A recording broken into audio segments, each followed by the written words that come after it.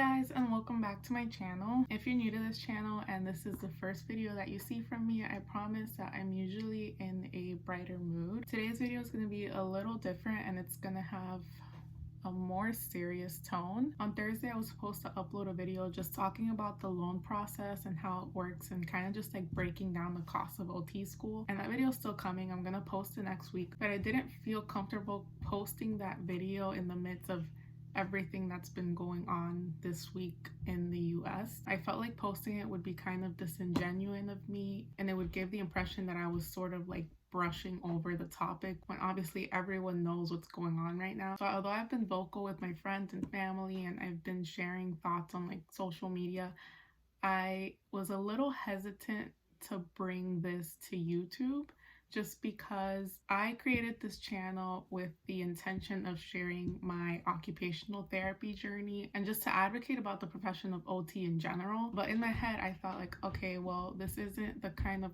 content that like people subscribe for. People subscribe for occupational therapy content. But I realized in the midst of everything that's going on, even with the petition for AOTA right now, which I'll get into in a little bit, because you're subscribed to occupational therapy content is why this is the place for me to say this. Occupational therapy is a career that prides itself in promoting diversity and inclusion in all people, regardless of what background they come from. Its main goal is to promote independence and participation in meaningful occupations. Unfortunately, many people of color, specifically the Black community, they can't participate in those activities the same way that white people can. And this all stems back to years of oppression and systemic racism that till this day a lot of people don't want to recognize, and it's really sad. Breonna Taylor was sleeping in her home when police broke in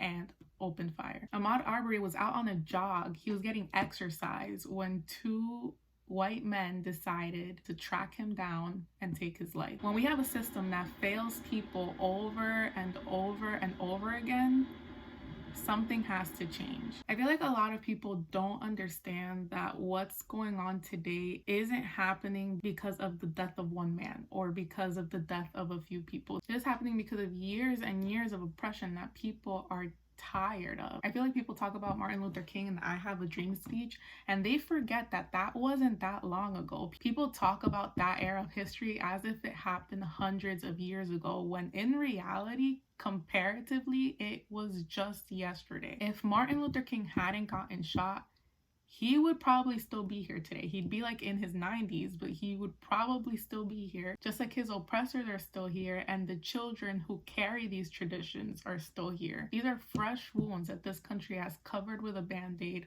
over and over and over again. Amy Cooper knew what she was doing. When she called the police and insisted that an African-American man was threatening her life, she knew exactly what she was saying with those words. She knew the repercussions that came with those words. She knew that those words were a threat to that man's life. And that's the problem. As occupational therapists, we're called to serve people of all backgrounds. But in order to truly serve and serve well, we need to at least try to understand the experiences of the people that we serve. And this goes for when you're building an occupational profile, when you're putting together a treatment, when you're recommending assistive devices. We're called to understand the barriers in place of the people who we serve, which is why I'm extremely disappointed that AOTA has chosen to remain silent on this topic, considering that we're in the health profession and we know how health disparities affect the people that we serve. There's actually a petition going around for AOTA to address what's going on, which that's another thing that's sad to me, like the fact that they need a petition to say something about this. But I'm just gonna read the petition to you guys because I feel like it's better worded than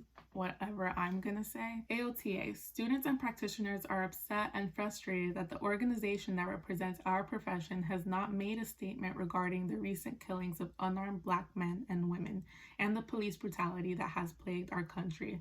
We represent a diverse background within the field of occupational therapy and pride ourselves on uplifting our clients and each other in times of need. What are we saying to our Black practitioners, students, and clients if we are silent during this time? They are understandably exhausted and need our support now more than ever. Our profession prides itself on uplifting those going through difficult times, marginalized communities, and speaking about the barriers that exist to fulfilling a meaningful and independent life. How can we speak to our strengths and support those hurting if we don't vocalize our support of our communities and their struggles? Despite the fact that many AOTA practitioners have expressed their concern over your lack of action/statements on social media, you have remained silent. Your silence speaks for itself during this time, and we as practitioners and students are hurt and upset with your lack of action.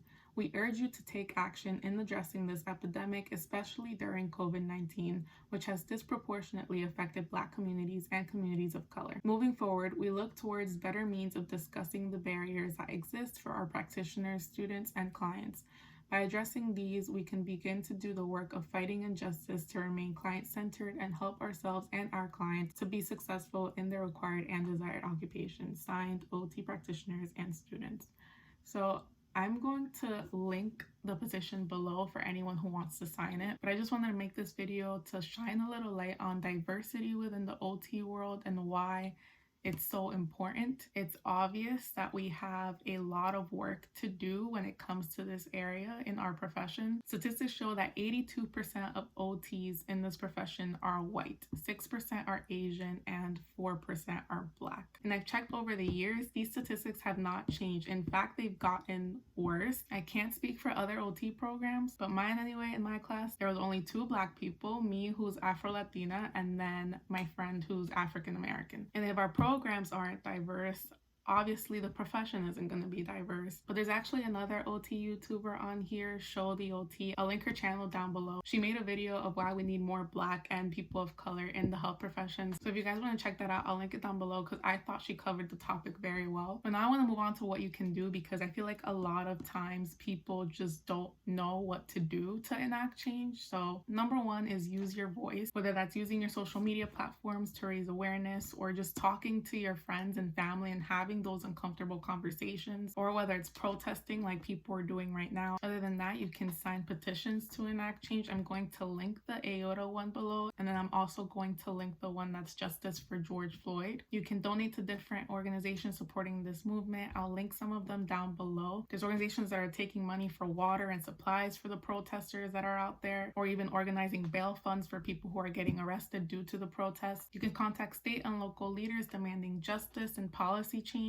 You can send a letter or call. Sometimes there's even a script written out for you of what you can say. And the last thing you can do is vote. And not just the presidential election. There are many more elections other than the presidential election. And I was actually talking about this with my mom this morning, that she says she's been in this country for 30 years and she's never voted for anything outside of a presidential election because she just wasn't educated on anything else. Where you live, the officials that run your city, the district attorney, the judges, those people who are in charge of where you live, the policies that they make, the things that they decide, that's what's going to affect you and how you live more closely. So educate yourself, learn who your city officials are, go out there and vote, because that is where change starts. Lastly, I'm asking for everyone to please keep George Floyd's family in your prayers and all the other families who till this day still haven't received justice. I hope that this enables you